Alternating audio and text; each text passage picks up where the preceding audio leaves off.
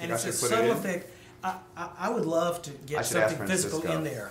There's a question of whether they can hold music or have music stands. I mean, 45 music stands is a lot of music stands. No, you can't do that. I'm sure. No, we could never do that. That's the thing. But if they're chorus people and they hold their music, it may be that they can take. What you know? You can go. Oh, on the music itself. On the music, So I mean, I think there's ways to. Now that's cool. Yeah. In fact, the way it started off was him just making sound effects piece with no music at all, and then sort of handing it to me and saying, "Well, Rob, what's next?" And me sitting. You know what we did first?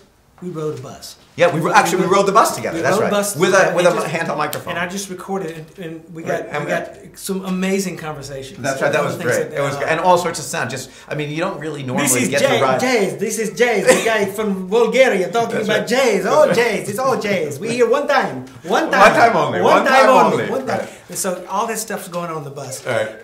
Then we started. I did a sort of sound effects piece using a program called Acid, which thinks of little loops, and you can paint them across the screen almost in real time. You record a loop, which is easy, and then you just sort of paint it, and you can paint it into the beats of music. I did a rough draft of that. And it's a whole different way of composing. You know, I'd never seen a program like this, although a lot of kids are actually using this. But I mean, it's really, it's like taking blotches of sound and moving them around visually and creating an aural collage. And so it started off with him just handing that to me, and the piece was so much fun that he handed me, I wanted to just say, "Great, congratulations, the easiest commission I ever do, I'll sign my name to it," and it's done. But then thinking, well, what could music do? Because it was, in a way, in its own universe, a complete piece.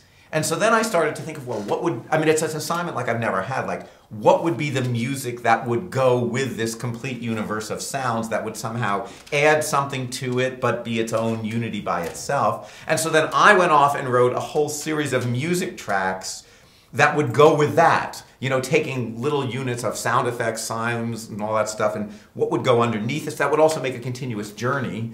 And then I did that back to him, and then he would fiddle with his sound. You know, each version shocks the other person because you create something complete in your own world and don't imagine the other thing being added to it. Then you have to go, whoa, what could I write added to this? Then you give him this, and then he says, whoa, what does that do to what I started with? And so it was a constant back and forth. And, you know, another thing, constantly going between two different worlds and ways of making music. You know, for Fred, the oral document, I mean, or even before that, improv is where Fred really comes from, where you just walk into a room with a lot of people and you go, make this honk, do this, and it's right there. Whereas I come from the world where you write it down and somebody else whom you're never going to meet is going to have to do it. So it was completely different, you know, methods of working, but, you know, the hardness of that was what was fun. And when I had done a demo, the piece is complete.